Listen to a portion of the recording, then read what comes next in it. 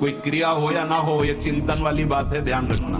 किसी भी माता बहन को भोग बुद्धि सिद्ध, जैसे शास्त्रों में कहा गया नरकस्य नारी, बात है कि तुम्हारी भोग भावना जो नारी के प्रति है ये नरक पहुंचा देगी। त्रिविधम नरकस्येदम द्वारम नाशनम आत्मनः कामः क्रोधः तथा लोभः तस्मादेत्र्यम त्यजेत। माताओं बहनों की तरफ देख करके काम भाव से उनको देखना तो तुम समझ लो नरक जाने का रास्ता फिट कर रहे हो। ब्रह्मचर्य का स्पष्ट वर्णन करने में कभी लज्जा नहीं मालूम होनी चाहिए। और बड़ी दुर्भाग्य की बात हो रही है कि घर परिवार के लोग तो कोई ऐसा बता ही नहीं रहे, अध्यापक भी इसकी तरफ नहीं बोल रहे। अगर आप बच्चों की नशा प्रवृत्ति जो बढ़ रही उसको नहीं रोका गया, व्यभिचार प्रवृत्ति बढ़ रही उसको नहीं रोका गया, तो हमें लगता है विद्या का मतलब क्या रहा। विद्या जो है वो गंभीरता, संयम, विनय ये प्रदान करने वाली होती है। विद्या उद्दंडता। आज का विद्यार्थी अपने माता पिता की अवहेलना करता है, शास्त्र वाक्य की अवहेलना करता है और स्वयं अपनी अवहेलना करता है, अपने जीवन को पतन गर्त में गिरा रहा है, चाहे वो बच्चा हो चाहे बच्ची हो। अरे शयन करते समय बड़ा खतरा है। शयन के समय हमारी इंद्रियां और मन बहुत चंचल होता है। उस समय अगर ब्रह्मचारी भगवत चिंतन, उसको नींद से मतलब नहीं है, तन्मयता धारण करती हुई नींद में चला गया तो बच जाएगा। अगर कहीं उस समय वो छूट दे दी, पास में मोबाइल है, तो कभी ब्रह्मचर्य नहीं। बड़े से बड़ा दुख सहने की सामर्थ्य आती है ब्रह्मचार्य में। अगर ब्रह्मचर्य है तो बड़े से बड़े दुख में भी आप अपनी दिनचर्या नहीं रोकेंगे, आपके अंदर पावर रहेगा। खान पान वाला पावर अलग है, वो तो चर्बी बढ़ाएगा। ब्रह्मचर्य अध्यात्म पावरफुल, ब्रह्मचर्य संकल्प पावरफुल, ब्रह्मचर्य सर्दी गर्मी बरसात पीड़ा इनको सहने की सामर्थ्य उसमें आती है। ब्रह्मचर्य ही परम तप है, ब्रह्मचर्य ही परम धन है, ब्रह्मचर्य परम एकाग्रता है। एकाग्रता ब्रह्मचर्य से आती है। आंख मूंदो या खुली रखो, अगर ब्रह्मचर्य ठीक, एक शीतलता, एक गंभीरता, और जिधर दृष्टि लगा उधर एकदम चिपक जाएगी जाके। विषयों में जो सुखाभास है केवल भ्रम है, अज्ञान है ही नहीं। जैसे मृग को रेत में निर्मल जल, शीतल जल की भावना दौड़ाती रहती है और वह तृप्त मर जाता है, ऐसे ही हमारा विवेक हमें भोगों में सुख बुद्धि दिखा करके हमारे जीवन धारा को भगवत प्रतिकूल करके नष्ट कर देती है। सावधान। मनुष्य जीवन स्वरूप में स्थित होने के लिए मिला है। स्वरूप स्थित सखा भाव, सखी भाव, गोपी भाव, वात्सल्य भाव, दास भाव या आत्म भाव, अपने स्वरूप का परिचय प्राप्त करने के लिए यह जीवन है। बहुत सावधान उपासक, सिर्फ अपने मार्ग में अपने लक्ष्य को देखते हुए कदम आगे बढ़ाना है। आपके मार्ग के आसपास क्या हो रहा है आपकी दृष्टि नहीं जानी चाहिए। दृष्टि जाएगी फंस जाओगे। अपना लक्ष्य केवल सामने रखो। हम इतने डाउन क्यों हो रहे हैं? हम इतने उदास क्यों हो रहे हैं? हम इतने हार क्यों अपने को मान रहे हैं? हम भगवान के अंश हैं, भगवान हमारे स्वामी हैं। हम थोड़ा संयमी बने।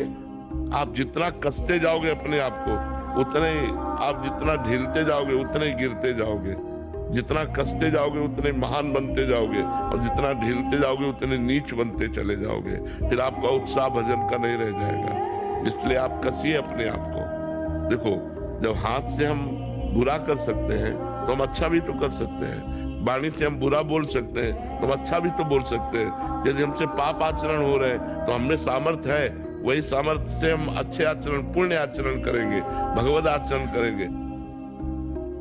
जीता तो है पर मुर्दे की तरह निस्तेज, उसमें उत्साह, उसमें शूरवीरता, ये सब क्षीण होने लगती है। आंखें धस जाती हैं और उसकी हड्डियां कमजोर होने लगती हैं, बाल पकने लगते हैं, झड़ने लगते हैं।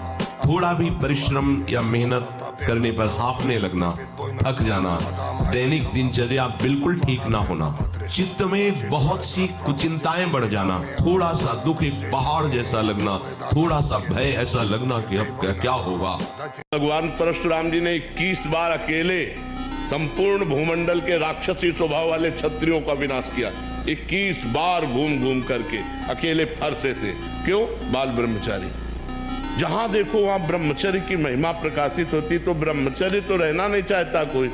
और ये सब दवाइयां ववाइयां खा के थोड़ी बल बनता है, दवाइयां खा के बल नहीं बनता, बल बनता है संयम से, नियम से। अगर संयम नियम में रहो, नमक रोटी भी खाओ, तो आप अच्छे बलवान हो जाओगे, आपका शरीर आकर्षणकारी हो जाएगा। देखो ठाकुर हरिदास जी का जवान शरीर है, 3 लाख नाम रोज जप करते थे। हरे कृष्ण कृष्ण कृष्ण हरे हरे, हरे राम राम राम हरे हरे, ऐसे 3 लाख नाम जप करते थे। तो एक धनी मानी पुरुष वहां से निकला, ठाकुर हरिदास जी का चेहरा चमक रहा था भजन के प्रताप से। कहा तुम इसको भ्रष्ट कर सकती हो, वैश्या संघ में थी। तो उसने कहा इसको तो देर नहीं लगेगी। उनका तुम भ्रष्ट करो, जितना तुम रुपया कहोगे उतना देंगी। वो श्रृंगार करके उनके पास एकांत कुटिया जंगल में बैठ गए। अब उनसे बात करना चाहती हो, बार बार कहते हरे कृष्ण कृष्ण कृष्ण हरे। एक दिन पूरा निकल गया, दूसरे दिन फिर श्रृंगार करके आई, वो भी दिन निकल गया। तीसरे दिन फिर 3 लाख नाम जप करना। वो यही कहते जब हमारा नाम जब पूरा हो जाएगा तब आपसे बात करेंगे। अब 3 लाख नाम जप करना और जोर जोर से हरे कृष्ण कृष्ण कृष्ण। 3 दिन नाम कीर्तन सुनने के बाद उसको लगा मैं कितनी नीच हूँ, ऐसे पवित्र आत्मा के प्रति ऐसी गंदी दृष्टि रखती हूँ। चरणों में लौट गए। जब लौट गई तब उन्होंने बंद किया। हाँ, तो उनका प्रभु मैं बहुत पापिनी हूँ, मैं वैश्या हूँ, मैं बहुत नीच हूँ। तो बोले कोई नहीं, बात नहीं, भगवान कृष्ण सबका कल्याण कर देते हैं। हमारा कल्याण कैसे होगा? आई थी भ्रष्ट करने, बोले हमारा कल्याण कैसे होगा? बोले कृष्ण कृष्ण जपो, हरे कृष्ण जपो। वो वहीं कुटिया में बैठ करके भगवान नाम करने लगी। उस कुटिया को भी छोड़ दिया उन्होंने, और कुछ नहीं हुआ। 6-6 घंटे पद्मासनों पर बैठे, बिना हिले डुले, भीषण कष्ट हुआ पर उसे शांत। तो सुषुम्ना नाड़ी खुली, वीर ऊर्ध्वता में प्राणायाम के द्वारा प्राणों का संयम, शरीर को व्यायाम के द्वारा स्वस्थ, आसनों के द्वारा वश में कर लेना, आहार के द्वारा पवित्र बुद्धि करना, इंद्रिय भोगों का दृश्य श्रवण संभोग इनसे दूर रहना, इंद्रिया पवित्र, तब जाके वीर ऊर्ध्वगामी होता है। उसे कहते हैं अखंड ब्रह्मचारी। किसी भी देश में न पतिव्रता मिलेगी न यति मिलेगा, ब्रह्मचर्य का कहीं नामो निशान नहीं मिलेगा। ये भारत देश में ही मिलेगा। यहाँ ब्रह्मचारी मिलेंगे, यहाँ सती मिलेंगे, यहाँ प्राणपण से धर्म का पालन करने वाले मिलेंगे। अब हमारे जो नई पीढ़ी है वो आधुनिकता को स्वीकार कर रहेगी। गर्लफ्रेंड, बॉयफ्रेंड, कौन सा रिलेशन है, लिव इन रिलेशन, ये हमारे कहीं किसी भी धर्म ग्रंथ में लिखा हो तो आप बता दीजिए। नहीं, मूर्ति पूजा नहीं। क्यों नहीं? जब कण कण में ब्रह्म है तो मूर्ति ब्रह्म नहीं है। कौन सा तुम्हारा ज्ञान है? किस बात के लिए निषेध करते हो?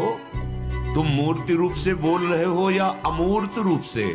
जो मन वाणी से अगोचर है वो अनुभव सबको होता है, चाहे भक्ति मार्ग से चले, चाहे ज्ञान मार्ग से चले, चाहे योग मार्ग से चले। पर चलने वाला उपासक अपना लक्ष्य छोड़कर प्रपंच में लग जाता है, निंदा स्तुति में लग जाता है, अवहेलना करने में लग जाता है, तो मार्ग ही अंतर ध्यान हो जाता है। ये मार्ग दिव्य है। अगर आप सही नहीं चलेंगे तो मार्ग ही गायब हो जाएगा। आपको लगेगा मैं मार्ग में चल रहा हूं, मार्ग ही अंतर ध्यान हो जाएगा। ये जो वृत्ति है पराई माताओं बहनों की तरफ, काम दृष्टि, भोग दृष्टि, ये साक्षात नरक है। नरक, ये त्रिविधम नरकस्येदम द्वारम काम। अरे अगर तुम्हारी बहन तुम्हारे पास है तो तुम किस दृष्टि से देखते हो? तुम्हारी माँ तुम्हारे पास है तो किस दृष्टि से देखते हो? तुम्हारी बेटी तुम्हारे पास है, किस दृष्टि से देखते हो? वो भी किसी की माँ बहन बेटी है। क्या सबके लिए तुम्हारे छूट है कि तुम भोग दृष्टि से देखो? दुर्गति हो जाएगी।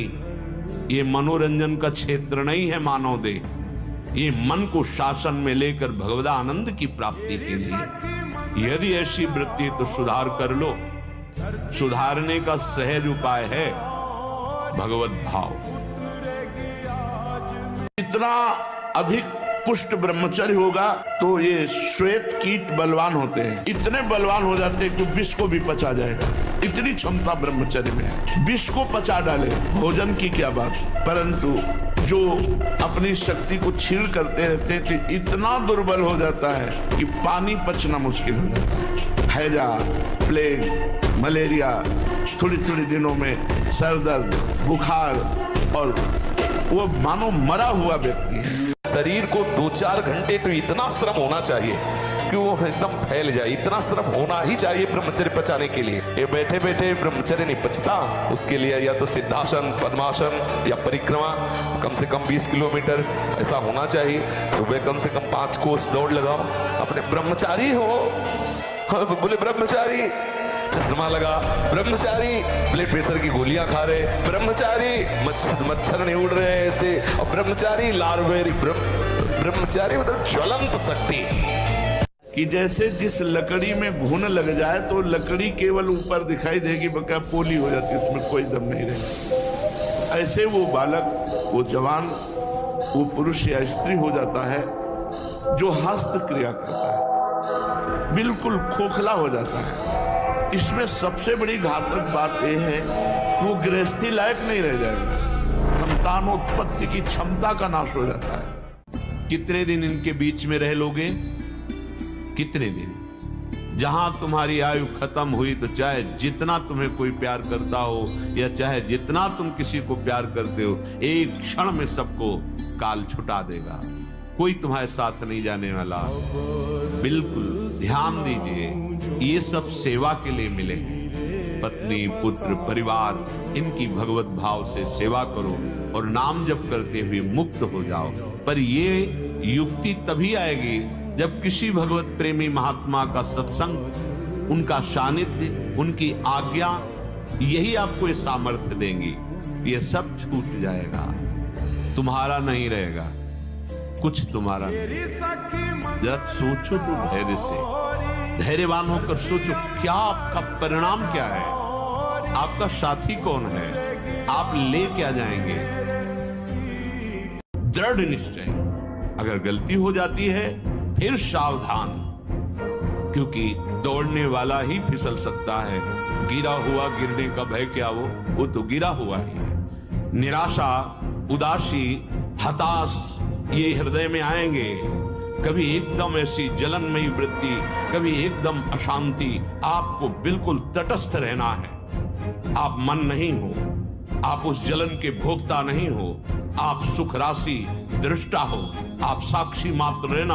वो वृत्ति आई है, निकल जाएगी। ये आगमा पाइनो है, आने जाने वाले हैं। ये स्थायी नहीं है कि अब जलन हो रही तो होती ही रहेगी, नहीं, थोड़ी देर बाद शांत हो जाएगी। आप सहन कर जाओ, आपका हृदय बहुत मजबूत हो जाएगा, आनंद सहने के योग्य हो जाएगा।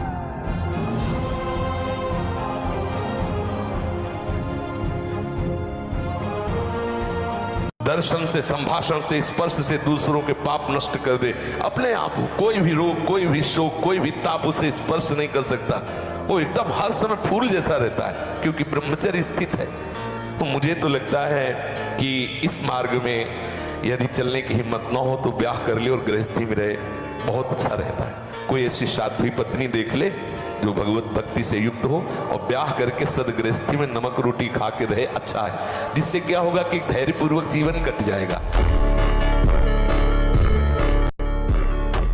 भोगों में सुख है, ये तुम बहुत बार भोग करके देख चुके हो कि आपकी जो चाहत है वो पूर्ण नहीं हुई, मतलब नहीं है, नहीं है, पक्का नहीं है। ये ऐसा माया का भ्रमात्मक जाल है,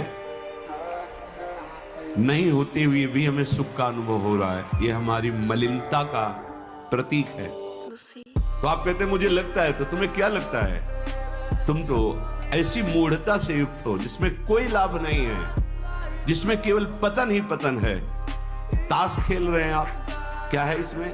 न स्वाद है, न लाभ है, हानि ही हानि, समय की हानि। समय से बढ़कर कोई वस्तु नहीं है। नहीं, 4 दिन का भैया ये शरीर है, 4 दिन का समझो, इसके बाद जो गति होगी। एक एक इंद्री का जब आप ब्रह्मचर्य संयम करोगे तब आपका वीर संयम होगा, ध्यान रखना। आप नेत्रेंद्रिय से गंदे चित्र देखें, श्रवणेंद्रिय से गंदी बातें सुने, वाणी से गंदी बातें बोले, रसेंद्रिय से गंदा भोजन करें और सोचे ब्रह्मचर्य रह जाएंगे। बिल्कुल नहीं, कदापि नहीं। ब्रह्मचर्य कोई खिलवाड़ नहीं है।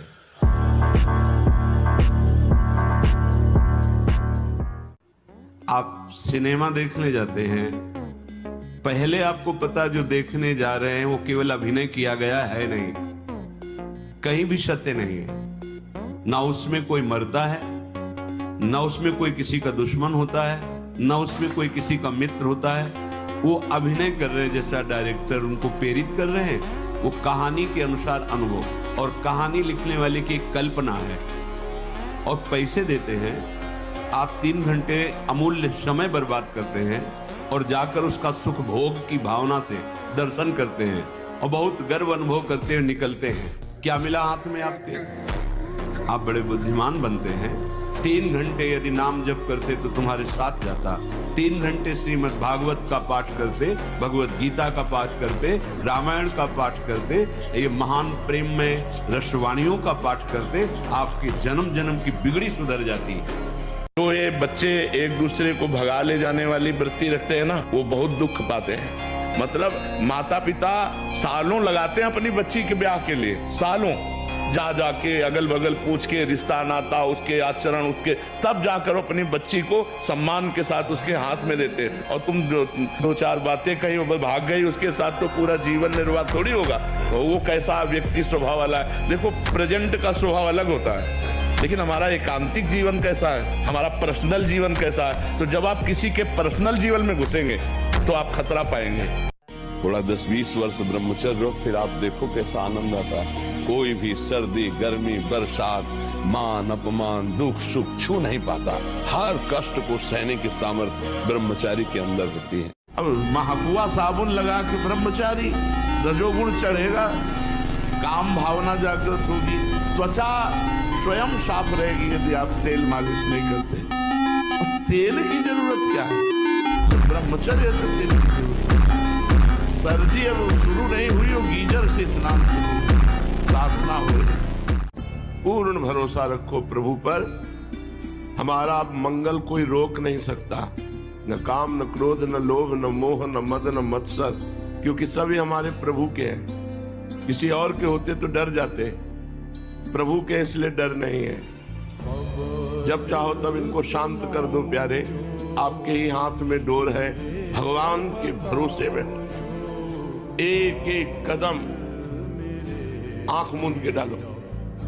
लोग कहते हैं आंख खोल के डालो, हम कहते हैं भरोसे पे आंख मूंद के डालो। नीचे कांटा होगा ना, शूल होगा ना, वो फूल बन जाएगा। और अहंकार से डालोगे कि हम फूल में डाल रहे हैं तो सूल बन जाएगा। आंख मूंद के डालो, राधा। इसलिए चिंता तो छोड़ो, बस एक बात पकड़नी, चिंतन न छूटने पाए। जैसे बने वैसे राधा राधा।